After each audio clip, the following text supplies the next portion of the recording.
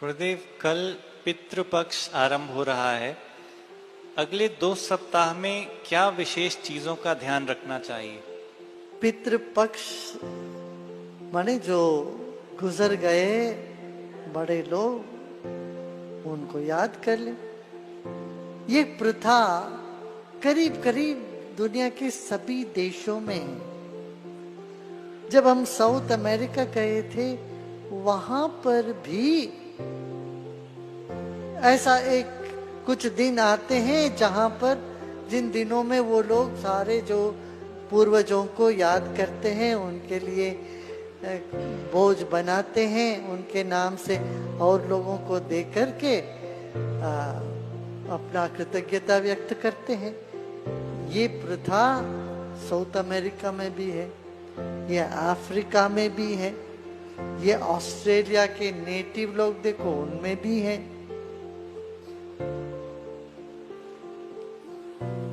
करीब करीब दुनिया के सभी संस्कृतियों में ये बात है। चाइना में भी है, चाइनीज लोग भी वो करते हैं। वो पितरों के लिए जो जो पसंद था वो सब बनाते हैं कागज में, उसको जलाते हैं और प्रार्थना करते हैं आप हमको ये चीजें आप दे दीजिए, तो उनसे मांग करते हैं। तो पितृ लोगों के स्मरण में किया जाता है और उनके आशीर्वाद प्राप्त करने के लिए किया जाता है। पितृपक्ष का यही महत्व है कि पितृपक्ष में तुम लोग प्रार्थना करें और जो अपने पूर्वज है उन सबको धन्यवाद दें। यही एक दिन के 15 दिन में कभी भी एक दिन के लिए कर ले लो।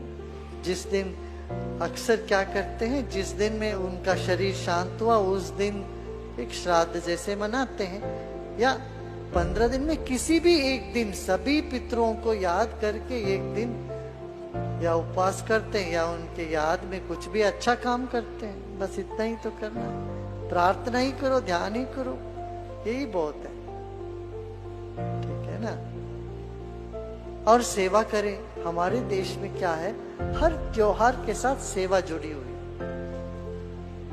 लोग जनता की सेवा करते हैं, वृद्धों का सेवा करते हैं, महिलाओं को जो चीजें पहुंचाते हैं, बच्चों के लिए करते हैं, गाय के लिए करते हैं, जानवरों के लिए भी करते हैं।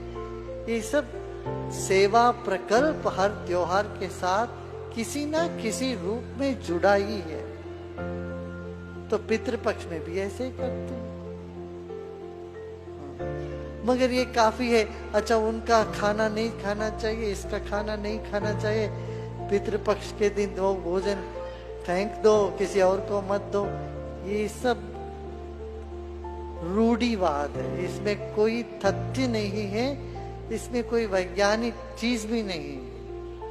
तो हमें मुख्य रूप से यही पितृपक्ष पे ध्यान रखते हैं कि कोई गलत काम नहीं करते और पितरों की सम्मान करते हैं और कुछ अच्छा काम करते, सेवा करते हैं।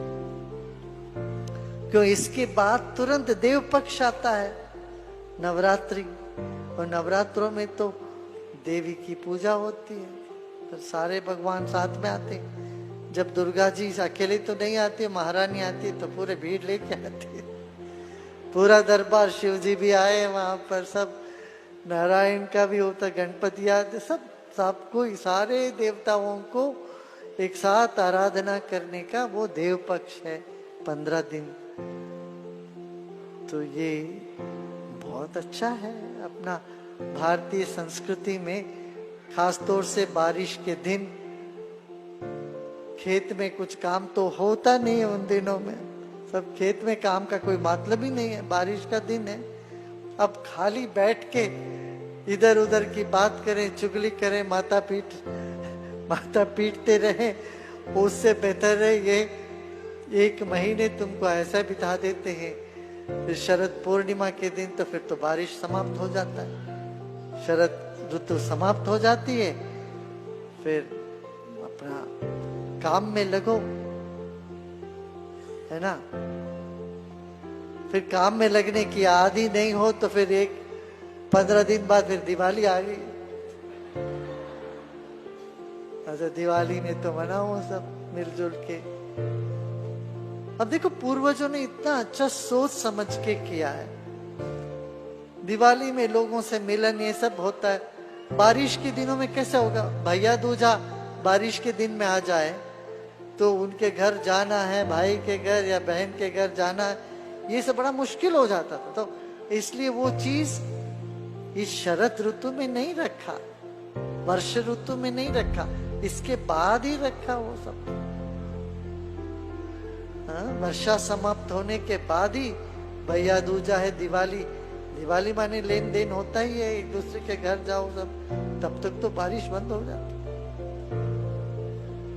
ये चातुर्मास का एक विधान भी इसीलिए ही है।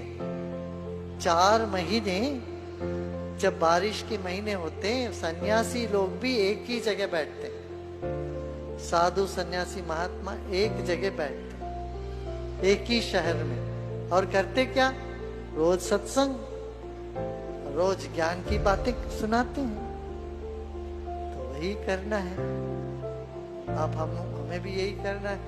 ये 15 दिन जो नवरात्रि से शुरू होता है वो देवाराधन का दिन है। अपना कुछ अच्छी बातें सुने।